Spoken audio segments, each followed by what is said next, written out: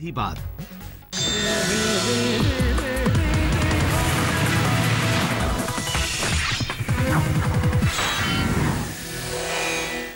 नमस्कार, आप देख रहे हैं सीधी बात। मैं हूं राहुल कमल। 26/11 के बाद हिंदुस्तान की सरजमी पर सबसे बड़ा आतंकी हमला। क्या हिंदुस्तान हाथ पर हाथ धरा बैठा रहेगा या इस बार पाकिस्तान को मुंह तोड़ जवाब देगा? इस पर चर्चा करने के लिए इस वक्त हमारे साथ मौजूद हैं पूर्व गृह सचिव और बीजेपी के सांसद आर.के. सिंह। स्वागत है आपका। धन्यवाद। 26/11 के बाद ये हिंदुस्तान में सबसे खतरनाक आतंकवादी हमला है और जिस तरीके से ऑपरेशन में चूक हुई, जितने घंटे लगे, जितने हमारे जवान शहीद हुए, उन सब चीजों को देख के लगता है कि क्या वाकई में 26/11 के बाद सर हिंदुस्तान ने कोई सबक सीखे या नहीं? कुछ पॉजिटिव्स हैं। एक तो हम लोग के इंटेलिजेंस, यह एक पॉजिटिव है क्योंकि इंटेलिजेंस ने आइडेंटिफाई किया कि टेररिस्ट आए हैं, ये टारगेट। तो इंटेलिजेंस को हम लोग को फुल मार्क्स देना होगा। दैट इज अ पॉजिटिव, वो एक पॉजिटिव। दूसरा पॉजिटिव है कि हम लोग का रिस्पांस, एनएसजी पहले पहुंच गया था वहाँ, ये दूसरा पॉजिटिव है। तीसरा पॉजिटिव है कि हम लोगों ने टेररिस्ट को न्यूट्रलाइज किया है, लेकिन एक क्वेश्चन मार्क है, वो ये है कि न्यूट्रलाइज करने में हम लोगों ने बहुत समय लिया। ये एक क्वेश्चन मार्क है जिसको कि हम लोगों को इम्प्रूव करना होगा। कुछ और भी पॉइंट्स हम लोग को इम्प्रूव करने होंगे, जिसमें कि गृह मंत्रालय ने पहल ली है। पहली पॉइंट पर एक तो कि पिछली बार जो टेररिस्ट आए थे वो किस सेक्टर से आए, वो पंजाब में जो आए थे, गुरदासपुर में ही आए थे, किस सेक्टर से आए। उसके बाद फिर उस सेक्टर में क्या प्रिकॉशंस लिए गए, क्या उसको स्ट्रेंथन किया गया, उसमें क्या कार्रवाई हुई, ये सब बीएसएफ से पूछा जाना चाहिए। मेरे ख्याल से मैंने जो देखा है न्यूज़ पर, वो होम मिनिस्ट्री ने पूछा है। इस बार कहाँ से आए ये आइडेंटिफाई करना नहीं, पर आप कह रहे हैं कि ये एक अकाउंटेबिलिटी की बात है कि इंटेलिजेंस पुख्ता थी इस बार। इस इंटेलिजेंस का क्या फायदा जब इंटेलिजेंस होने के बावजूद आतंकवादी दीवार लांघकर एयरफोर्स बेस में घुस जाते हैं? हिंदुस्तान के 10 से ज्यादा सैनिक मारे जा चुके हैं, कुछ एयरफोर्स के, कुछ नेशनल सिक्योरिटी गार्ड्स के, कई सारे गंभीर रूप से घायल हैं। क्या इंटेलिजेंस फेलियर था सर?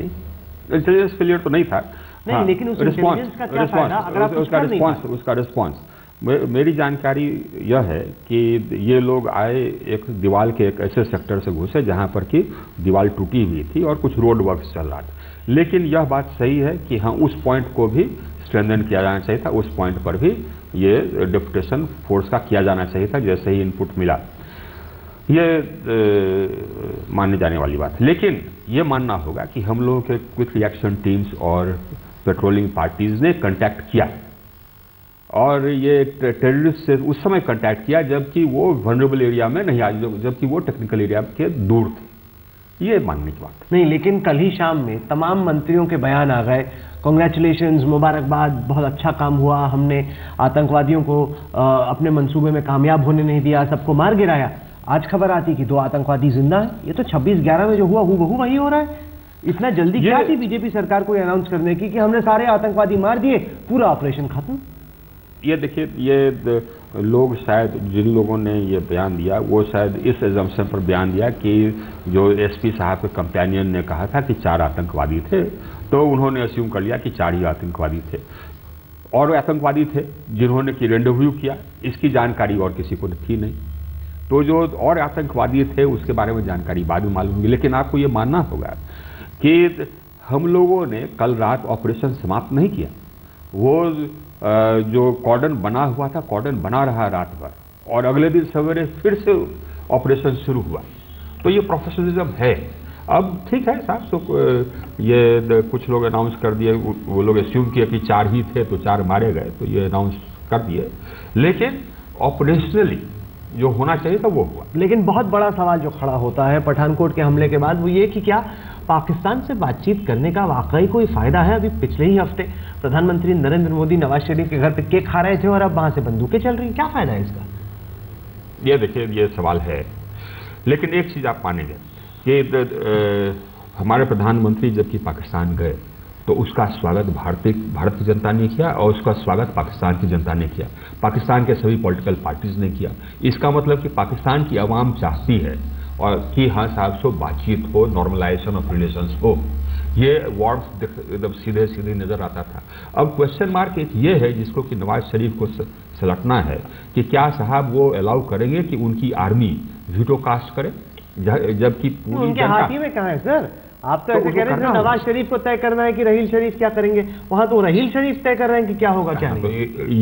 ये उनको तय करना है कि हाँ साहब, सो सरकार इस मामले में सरकार की चलेगी कि आर्मी की चलेगी, वो तय कर ले। पठानकोट आपके सामने गवाह है कि किसकी चलती है। तो मेरा सवाल आपसे ये है कि ऐसे में पाकिस्तान से बातचीत करने की कोशिश का क्या फायदा है? ये हम लोगों को ये सवाल पूरी पाकिस्तान की जनता के सामने रखना है साहब कि आप अगर चाहते हैं कि अमन चैन हो, शांति हो, दोनों देश में अमन चैन हो, तो आपको इंसिस्ट करना होगा कि हाँ आर्मी इसमें खलल नहीं डाले। ये पाकिस्तान की जनता को करना होगा। जनता के बस में है नहीं। जनता के बस में होता तो पाकिस्तान में इतने आतंकवादी हमले नहीं होते।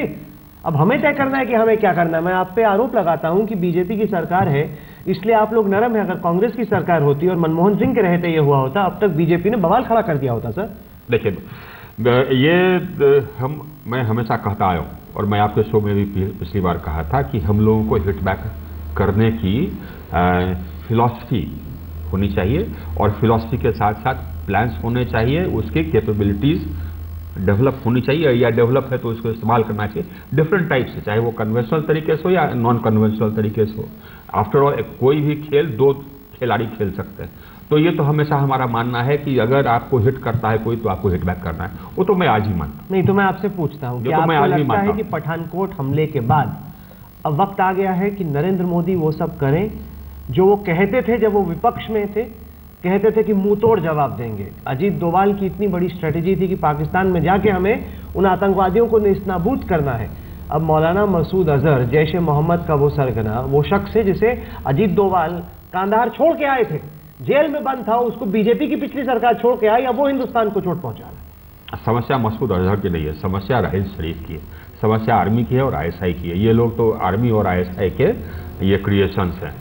और आर्मी और आईएसआई, मेरा तो मानना यह है कि आर्मी और आईएसआई तब तक ये सबक नहीं सीखेगी जब तक कि हम लोग उसको हिट बैक नहीं करें। ये मेरा मानना है। क्या आपको लगता है सर, सीधे सीधे एक होता है फिलोसॉफिकल, एक होता है जमीन पर, मैं आपसे पूछता हूं क्या आपको लगता है कि इस हमले के बाद वक्त आ गया है कि हिंदुस्तान कहे कि बस हमारा सब्र का बांध टूट चुका है, हम पाकिस्तान को जवाबी कार्रवाई करके दिखाएंगे?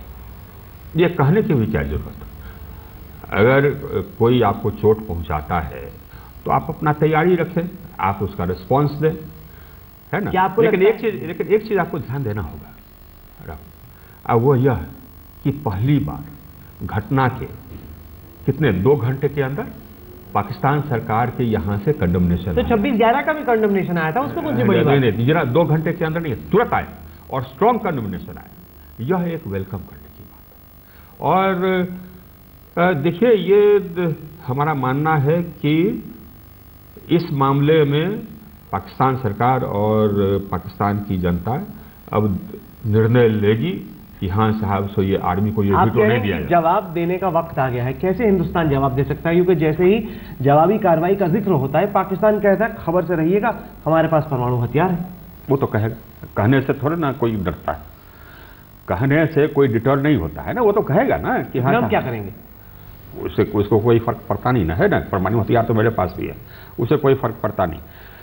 दोनों चीजें करनी होगी, मेरा मानना है। मेरा मानना यह है कि जिस रास्ते हम निकल पड़े हैं बातचीत करने के लिए, वो रास्ता हम लोग अभी छोड़े नहीं, क्योंकि आपको मानना होगा, ये ठीक है साहब, सो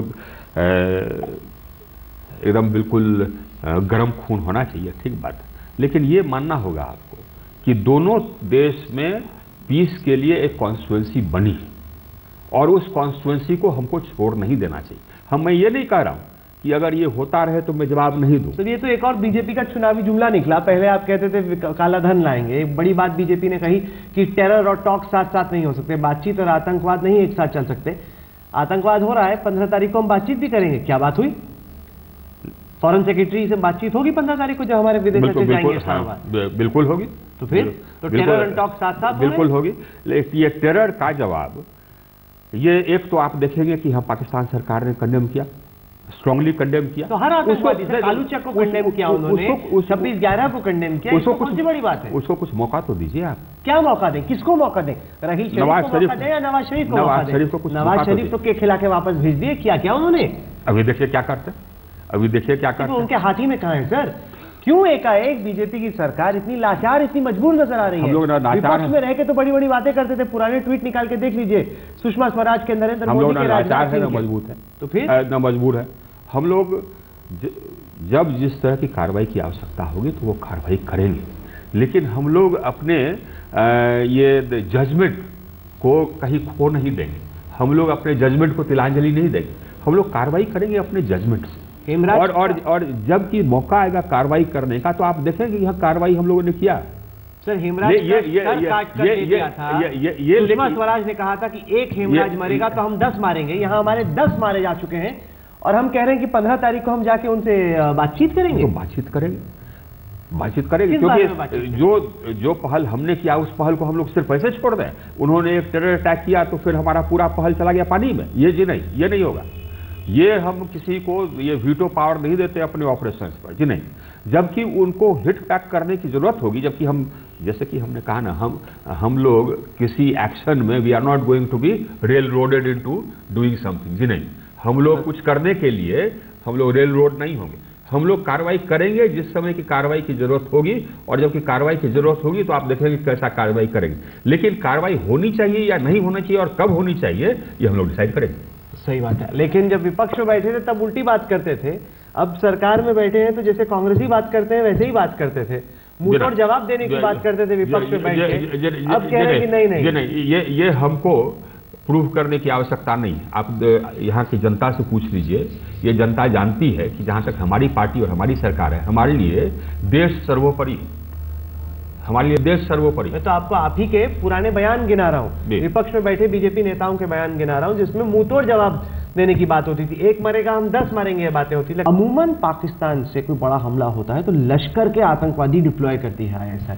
इस दफा जैश ए मोहम्मद का इस्तेमाल हुआ, क्या वजह आपको लगती है कि लश्कर की जगह जैश को चुना गया? हमको लगता है कि लश्कर पर आर्मी का उतना, देखिए यह बात आप भी समझ रहे होंगे, सब लोग समझ रहे हैं जो भी इसके एनालिस्ट हैं, कि वहाँ पाकिस्तान में अब एक क्लियर डिवीजन है between those who want talks with India and normalisation of relations with India. वह एक स्ट्रॉन्ग कॉन्स्टिट्यूएंसी है, नवाज शरीफ उसके हैं, शहबाज शरीफ उसके हैं, और ये मानना होगा आपको कि शहबाज शरीफ की सरकार जमातुल दावा को फाइनेंशियल खुली छूट देती है, फाइनेंशियल हेल्प देती है। तो हमको लगता है कि आर्मी के मन में यह शक हुआ होगा कि हो सकता है कि ये लश्कर इस मामले में इस मोड़ पर उतना रिस्पॉन्सिव नहीं रहे जितना कि जैश। ये हो सकता है, क्वेश्चन मार्क, क्योंकि ये क्वेश्चन है। नॉर्मली उनका वेपन ऑफ चॉइस होता है लश्कर, इस बार जैश, बहुत दिन के बाद जैश को उन्होंने इस्तेमाल किया। हालांकि इसमें हमको कोई शक नहीं है कि इसके पीछे आर्मी और ISI का हाथ है, इसमें कहीं कोई शक नहीं। जिस तरह से टारगेट चुना गया, ये अगर कोई टेररिस्ट ग्रुप अपने आप शुक्र है सर, यहाँ पर हमारे किसी MiG-21 के जो सबसे एडवांस्ड एयरक्राफ्ट हैं वो वहाँ पे थे। अगर जैसे पेशावर में हुआ, कराची में हुआ कि हमारे एयरफोर्स के एसेट्स को चोट पहुँचती तो देश भर में बवाल होता। बवाल तो अभी भी है, वो तो एक एक्ट ऑफ वॉर होता। आप मानते हैं इसको? क्या पाकिस्तान की तरफ को वो होता टेररिस्ट अटैक ही होता है, एक्ट ऑफ वॉर नहीं होता, क्योंकि ये 4-5 लोग आकर के ये टेररिस्ट अटैक ही कर सकते हैं।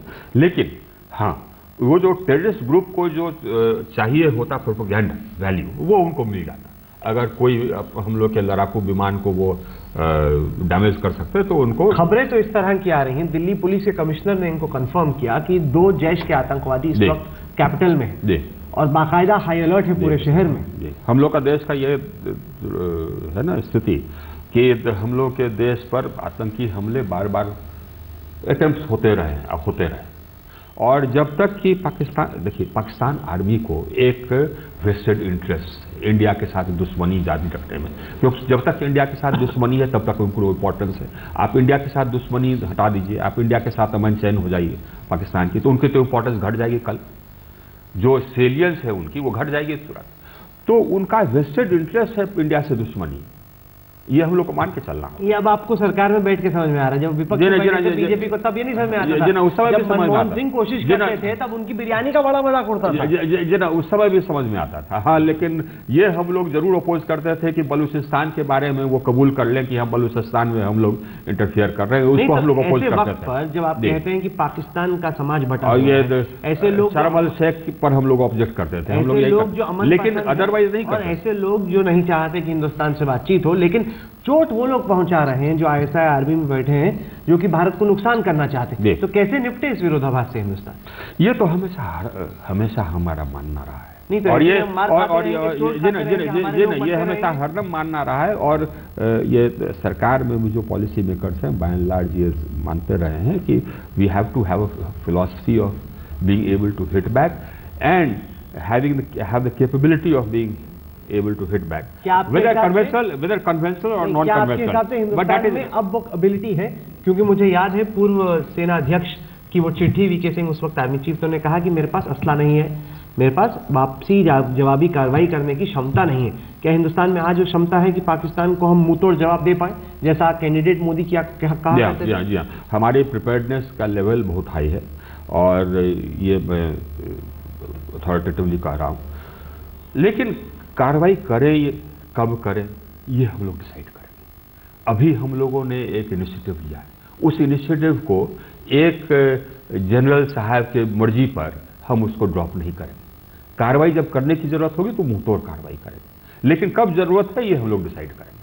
नहीं, पर हम कब तक तय करेंगे? जब अगला पार्लियामेंट पे हमला होगा, जब अगला 26/11 होगा, क्योंकि आतंकवादी तो अभी भी ये बैलेंस करना ये तो बैलेंस करना पड़ता है ना कि हाँ साहब, तो हम अभी एक इनिशिएटिव लिए, एक ऐसा इनिशिएटिव लिए जिसका कि वेलकम हुआ पूरे दुनिया में, पाकिस्तान के लोग वेलकम किए, सभी पाकिस्तान की पार्टीज ने वेलकम किया, ऑल पार्टी, उसको हम वैसे ही ड्रॉप कर दें पानी का दर? यही तो चाहते हैं राहिल शरीफ। अब हम उनके should I play his game, that's what he wants कि हाँ साहब। सो क्या हिंदुस्तान अमेरिका के प्रेशर में है सर?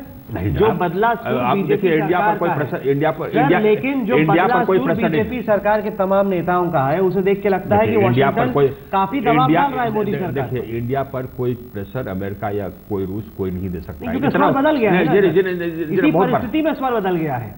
पहले बिरयानी का मजाक उड़ाते थे, अब जाके केक खाते हैं, वो भी उनके घर में जाके केक खाते हैं। स्वर तो बदला है जी ना। ये इसके बहुत डेवलपमेंट पे ना बातचीत हुई, उफा में बातचीत हुई, पेरिस में बातचीत हुई, थाईलैंड में बातचीत हुई, उसके बाद ये हुआ ना, एक प्रोसेस है और उस प्रोसेस को हम आज ये सब लोग वेलकम कर रहे हैं, उसके पीछे सब लोग हैं, पाकिस्तान के भी और इंडिया के भी, और आज हम वैसे ही ड्रॉप कर दें क्योंकि राहिल शरीफ चाहते हैं कि हम ड्रॉप कर दें। यही तो वो चाहता है। तो बड़ा सवाल ये जो आप बोल रहे हैं, नहीं राहुल, विडंबना यह है कि जो आप बोल रहे हैं, जो हमारे हार्डलाइनर्स बोल रहे हैं, वही राहिल शरीफ बोल रहा है, ये नहीं विडंबना है। हार्डलाइनर नहीं, हम आप नहीं भाई, हम आपकी बात नहीं करते, हम आपकी बात नहीं। आप हार्डलाइनर ना कहें, हम देशभक्त हैं, हम नहीं चाहते कि हिंदुस्तानियों का खून बहे, हम नहीं चाहते कि पाकिस्तान बार बार हमला करे और हम हाथ हमसे ज्यादा हार्डलाइनर, हमसे हमारी पार्टी ज्यादा हार्डलाइनर कोई हो ही नहीं सकता। देश की जनता को बीजेपी सरकार से खासतौर से उम्मीद थी कि हाथ पे हाथ धरे बैठे नहीं रहेंगे, वो कदापि नहीं रहेंगे। आज भी उम्मीद है और मैं में देखा था पाकिस्तान के खिलाफ। राहुल मैं बता दूं, मैं पुनः रिपीट करूंगा कि हमें, हमारी पार्टी को देश को ये बताने की जरूरत नहीं है। देश से पूछ लीजिए, कभी भी आप रेफरेंडम ले लीजिए कि हाँ सबसे कौन सी पार्टी ऐसी है जो कि देश हित को सर्वोपरि रखती है, अब पहला उत्तर आएगा बीजेपी।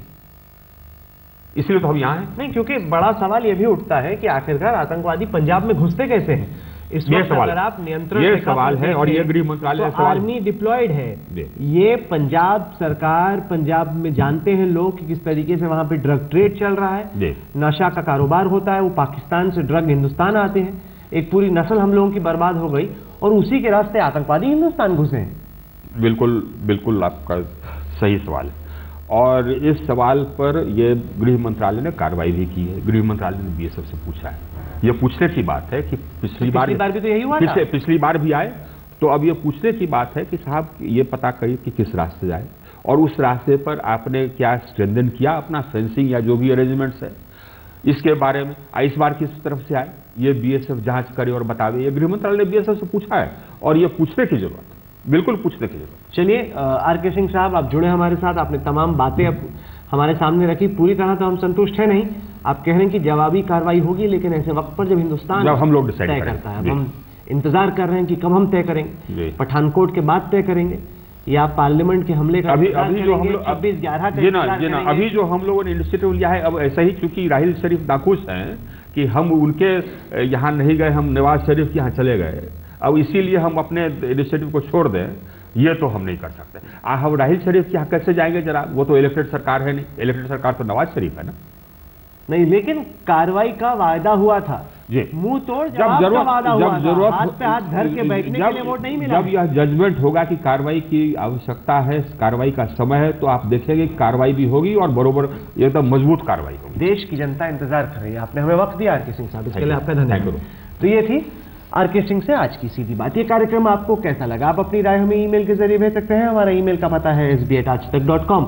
साथ ही साथ इस कार्यक्रम को आप हमारी वेबसाइट पर देख सकते हैं, जिसका पता है www.aajtak.in/सीधी बात। तो अगले सप्ताह एक बार फिर से मुलाकात होगी। तब तक के लिए देश और दुनिया की बाकी खबरों के लिए आप देखते रहिए आज तक।